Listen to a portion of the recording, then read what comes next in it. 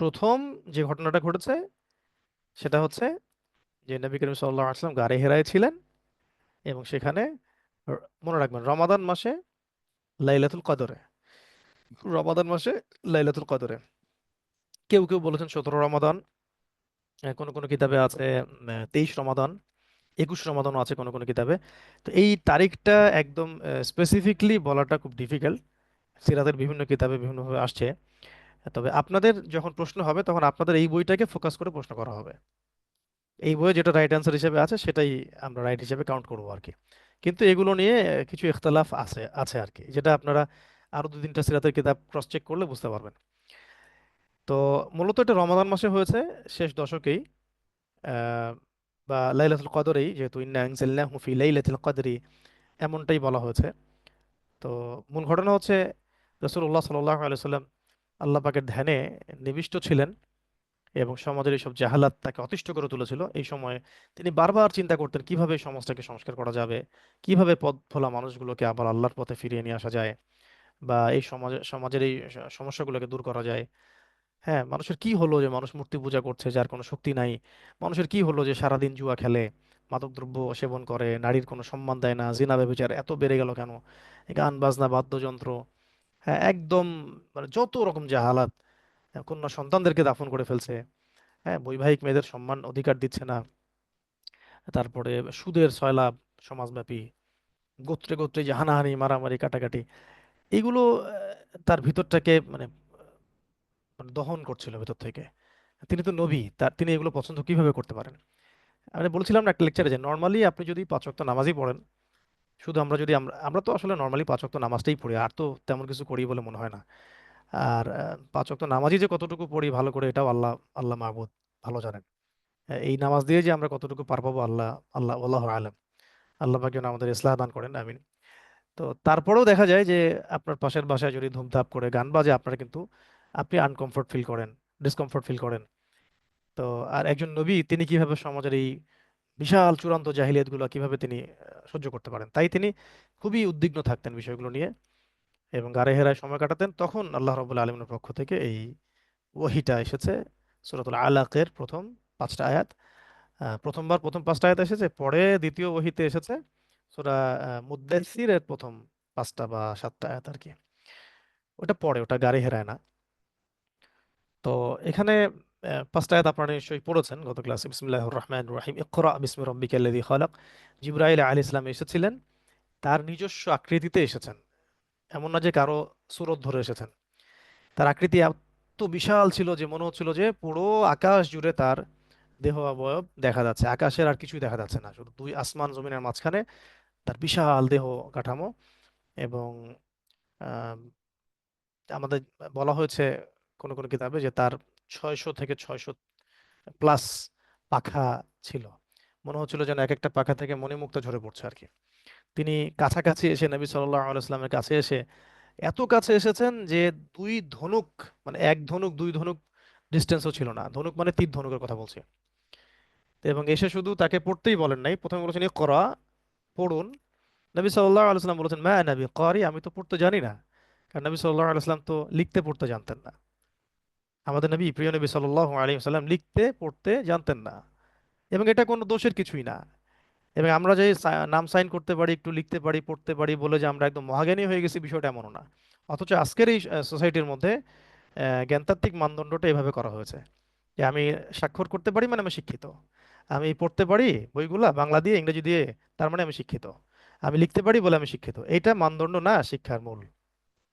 পৃথিবীর সবচেয়ে শ্রেষ্ঠ মানুষগুলো লিখতে পড়তে জানতেন না। মানে এই যে আমি ক্লাসিক্যাল আক্ষরিক জ্ঞানের কথা বলছি আর কি।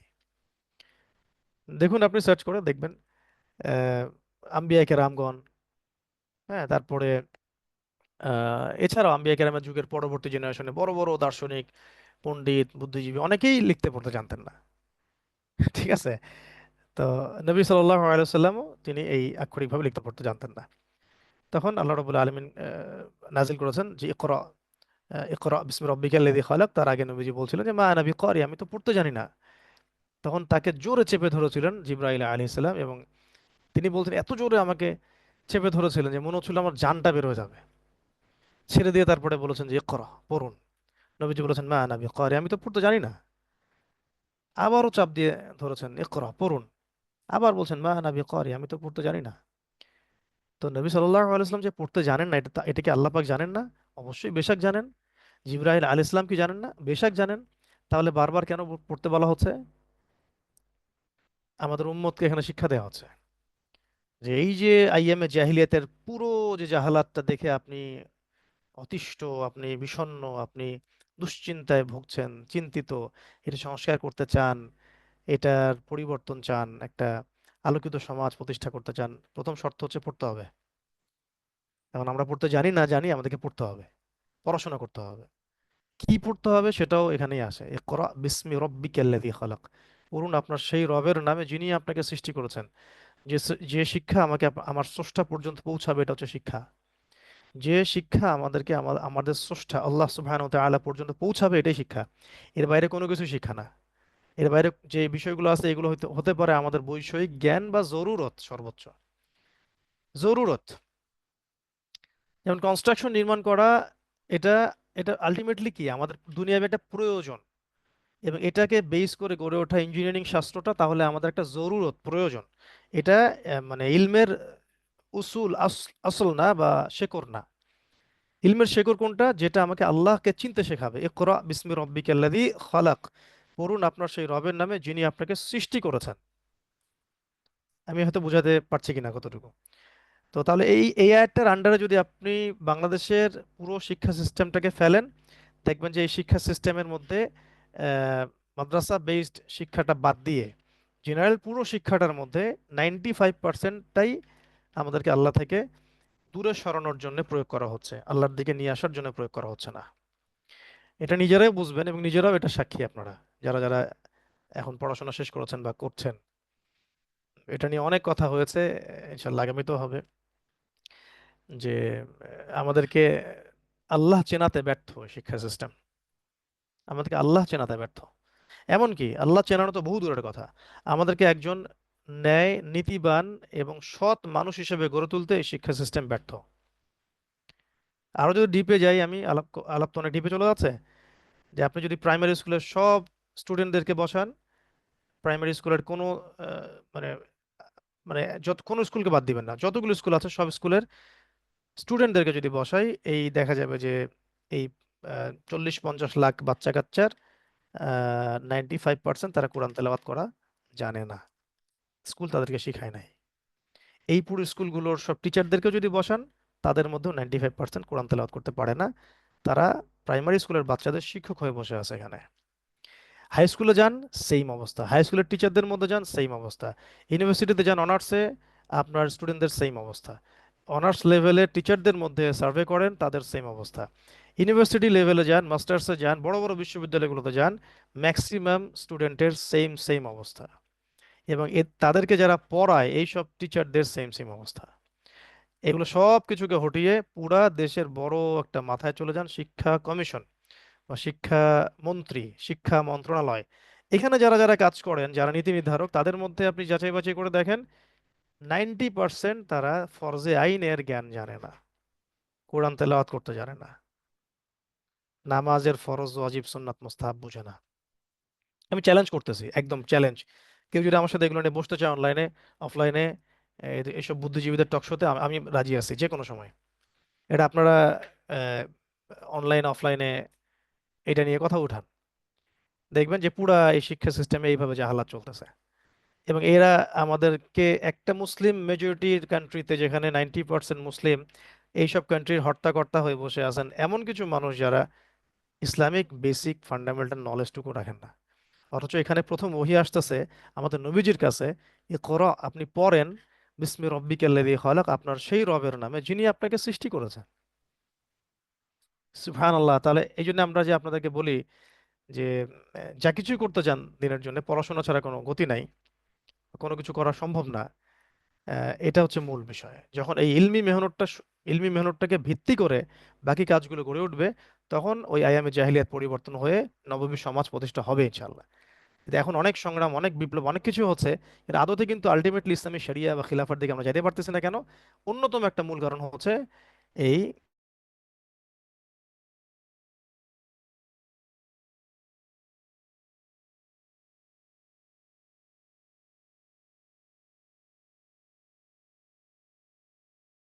জমাট বাঁধা রক্তপিণ্ড থেকে ইকরা, আপনি পড়েন, আবার বলা হচ্ছে ও রব্বুকাল আকরাম, আপনার রব মহিমান্বিত, আল্লাযী আল্লামা বিল কলম, যিনি মানুষকে কলম দ্বারা জ্ঞান শিক্ষা দিয়েছেন, আল্লামাল ইনসান মা লাম ইয়ালাম, মানুষকে সেই জ্ঞান শিক্ষা দিয়েছেন যা মানুষ জানতো না। অথচ এখন তো মানুষের সাইকোলজির ফিলোসফিটা এমন যে আমরা আগে থেকে সব জানি। অথচ আল্লাহ পাক বলছেন মানুষকে আল্লাহ জ্ঞান শিক্ষা দিয়েছেন, মানুষ সৃষ্টিগতভাবে জ্ঞানী কখনো ছিল না। আল্লামাল ইনসান মা লাম ইয়ালাম ওয়া আল্লামা আদম আল আসমাআ কুল্লাহা, আল্লাহ পাক আদম আলাইহিস সালামকে সমস্ত নাম শিক্ষা দিয়েছিলেন। তো শিক্ষা একটা, ওই সাংবাদিক সম্মেলনে আমরা বলেছিলাম যে শিক্ষার মূল যে উৎস, জ্ঞানের যিনি মূল উৎস আল্লাহ সুবহানাহু ওয়া তাআলা, তার সাথেই শিক্ষা সিস্টেমের কোনো সম্পর্ক নাই। তাহলে কিভাবে জাতিকে আপনি শিক্ষিত করবেন? জ্ঞানের মূল উৎসই তো আল্লাহ রাব্বুল আলামিন, তার সাথে তো আমাদের কোনো কানেকশন নাই শিক্ষা এডুকেশন সিস্টেমের মধ্যে। তাহলে আপনি কোন জাতি গঠন করার বলছেন, কোন শিক্ষিত জাতি গঠন করার কথা বলছেন? তো এই আর কি। তো এরপরে নবী সাল্লাল্লাহু আলাইহি ওয়াসাল্লাম ভীত সন্ত্রস্ত হয়ে খাদিজা রাদিয়াল্লাহু আনহার কাছে আসেন, এসে বলেন জাম্বিলুনি জাম্বিলুনি, আমাকে চাদর দিয়ে আবৃত করো। তিনি ভয় পেয়ে গিয়েছিলেন, এটা তো স্বাভাবিক। হ্যাঁ, খুব স্বাভাবিক বিষয়। অনেকগুলো সিরাতের কিতাবে আছে, এটা একদম স্পষ্ট করে লেখা আছে, অজ্ঞ, জাহেল, মূর্খ এবং যারা কখনো কিতাবের সাথে যাদের সম্পর্ক নাই, তারা এই বিষয়গুলোকে নিয়ে বিতর্ক সৃষ্টি করেছিল বাংলাদেশে একসময়, বা করার চেষ্টা করে। নবী সাল্লাল্লাহু আলাইহি সাল্লাম এতটা তখন মানে আতঙ্কিত, মনোকষ্টে ছিলেন, মানে মনোকষ্ট বলবো না, একটা ভীত সন্ত্রস্ত অবস্থায় ছিলেন, যে তিনি এই এই যে ঘটনাটা ঘটে গেল, এর যে শক, এটা কাটতে অনেক সময় লেগেছে। এবং এই পরে একটা লম্বা সময় ওহী আসা বন্ধও ছিল, একটা লম্বা সময় ওহীটা আসা বন্ধ আছে। তখন তিনি আরো বেশি উদ্বিগ্ন, চিন্তিত হয়ে পড়ছিলেন যে আমি যা দেখেছিলাম, যা হয়েছিল আমার সাথে, এটা কি বাস্তব ছিল, এটা কি সত্য ছিল, নাকি আমার কি কোনো ভ্রম হচ্ছে কিনা।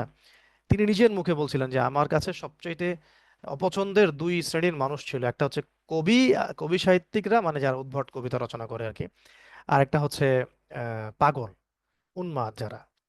তা আমি ভাবছিলাম, নবীজি বলছিলেন সাল্লাল্লাহু আলাইহি ওয়াসাল্লাম, যে কুরাইশদেরকে যদি আমি এই কথাটা বলা শুরু করি, তারা আমাকে আবার পাগল বলবে না তো।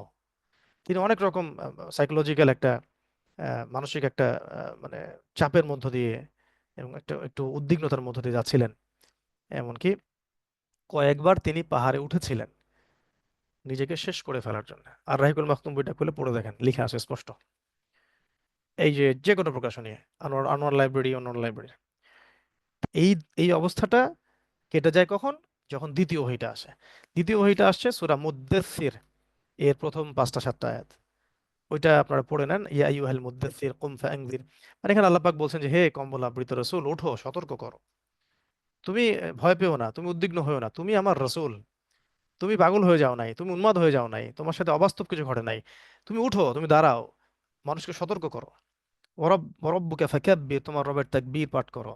ও সিয়াবাকা ফাতাহহির, তোমার কাপড়গুলো পরিষ্কার রাখো, মানে এবং তোমার বাহ্যিক পোশাক এবং হৃদয় এটাকে পরিচ্ছন্ন রাখো। ও সিয়াবাকা ফাতাহহির ওয়ার রুজজা ফাহজুর, অনর্থক কাজগুলোকে, অনর্থক অহেতুক কথা এবং কাজ সব এগুলো ছেড়ে দাও, ত্যাগ করো। তো এটা দ্বিতীয় হয়েছিল। এরপরে তিনি মূলত মানে প্রপারলি বলে ফুললি একদম দাওয়াতের মাঠে নেমে যান এবং তার সমস্ত শঙ্কাগুলো দূর হয়ে যায়। এর আগে চাচাতো ভাই খাদিজা রাদিয়াল্লাহু আনহার ওয়ারাকা বিন নাফিল, তার কাছে নিয়ে যাওয়া হয় তাকে। আহ, এবং খাদিজা রাদিয়াল্লাহু আনহা তিনি বলেছিলেন যে আপনি দুশ্চিন্তা করবেন না, আপনার কোনো সমস্যা হবে না, কারণ আপনি ইতিমদের দেখাশোনা করেন, আপনি বিধবাদের খোঁজ খবর নেন, আপনি সত্যবাদী, আপনি আমানতদার। হ্যাঁ, আপনাকে আল্লাহ পাক কখনো কষ্ট দিবেন না ইনশাআল্লাহ। এই যে স্ত্রী হিসেবে যে একটা কত বড় একটা বুস্ট আপ, এটা এটা যার ঘরে সেরকম স্ত্রী আছে সেই হয়তো বুঝতে পারবে। আর যার এরকম সাপোর্টিভ একটা ফ্যামিলি আছে সে বুঝতে পারবে যে একটা সাপোর্টিভ ফ্যামিলি, সাপোর্টিভ স্ত্রী তাকে দিনের দিকে কত দূর পর্যন্ত নিয়ে যেতে পারে। আর যদি এর বিপরীত চিত্র থাকে, পরিবার সাপোর্টিভ না, স্ত্রী সাপোর্টিভ না, তাহলে কত বেগ পেতে হয় একজন মানুষকে এগুলো ফেস করতে। তো খাদিজা রাদিয়াল্লাহু আনহা ছিলেন সবচেয়ে বড় সাপোর্ট নবী সাল্লাল্লাহু আলাইহি ওয়াসাল্লামের, মানে জমিনের উপরে। এবং তিনি প্রথম থেকেই কখনো না, আপনার কোনো ক্ষতি হবে না ইনশাআল্লাহ, আমি আপনাকে দেখেছি কাছ থেকে, আপনি কখনো এই কাজ করেন না, এই কাজ করেন না, এই কাজ করেন না, আপনাকে আল্লাহ পাক কখনো ফেলে দিবেন না, কোনো ক্ষতি হবে না ইনশাআল্লাহ। চলেন আমার ভাই, চাচাতো ভাই ওয়ারাকা বিন নাফেলের কাছে যাই।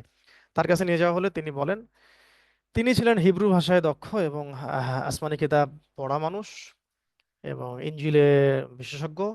তিনি বলেছিলেন যে যে তোমার কাছে এসেছিল, আল্লাহি আল্লাহর কসম, সে ছিল নামুস। নামুস মানে জিব্রাইল আলাইহিস সালাম।